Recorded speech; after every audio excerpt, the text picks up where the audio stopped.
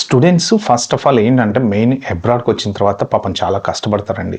ఒక bad section వదిలేసేయండి. ఇంకా వాళ్ళు అలా ఉంటారు. వాళ్ళు డబ్బు సంపాదన మీదకి వచ్చే వాళ్ళ గురించి మనకు కాదు కానీ నేను చాలామందిని చూశాను. పిల్లలు ఒక్క ఇంట్లోనే 7, 8 మంది ఉంటూ షేర్ చేసుకుంటూ వచ్చే డబ్బుల్లో ఫీజులు కట్టుకుంటా ప్లస్ ఇంటికి కూడా పాపం అంటే కొంతమంది మిడిల్ క్లాస్ ఫ్యామిలీస్ ఉంటారు కదా, వాళ్ళు ఎంతో కొంత మనం ఇంటికి పంపిస్తే కొంచెం తండ్రి తల్లి సంపాదించుకునే వాళ్ళు ఇద్దరు ఉన్నా కానీ ఇంటి ఖర్చులు ఉంటాయి, మనం ఎంతో కొంత షేర్ చేసుకోవచ్చు. లేదు తండ్రి ఒక్కడే సంపాదిస్తున్నాడు అనేటువంటి ఫ్యామిలీస్ కూడా బాధ్యతగా ఆలోచిస్తారు.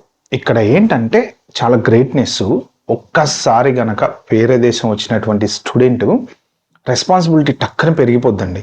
ఎంతసేపటికి ఓకే ఖర్చులు ఉన్నాయి నీకు లోకల్లో, ప్లస్ యూనివర్సిటీ ఫీజు ఉంది, ఆన్ టాప్ ఆఫ్ దట్ $100 అయినా నా ఫ్యామిలీకి నేను పంపించుకుంటే బాగుండు అనే ఆలోచనే ఉంటుంది. అంటే రెస్పాన్సిబిలిటీ అనేది ఆటోమేటిక్గా స్టార్ట్ అయిపోతుంది అనమాట.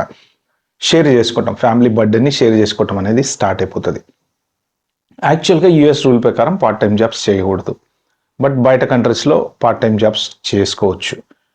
దాన్ని అక్కడ మిస్యూజ్ చేస్తున్నారు, ఓవర్ టైం చేయటం. ఇక్కడ దీన్ని ఏంటంటే మిస్యూజ్ చేస్తున్నారు. మెయిన్ చెప్పాలంటే పార్ట్ టైం జాబ్స్ చేయకపోతే మనకి గడవదు. ఎందుకంటే అందరూ డబ్బున్న వాళ్ళు ఉండరు. ఎంతో కొంత ఏదో ఒక ₹4 సంపాదించుకుంటేనే వాళ్ళ అక్కడ ఉన్న ఖర్చులకి ఇండియా నుంచి పంపించిన అని అడగకుండా సెట్ చేసుకోవడానికి సరిపోతుంది ఏదో ఒక రకంగా.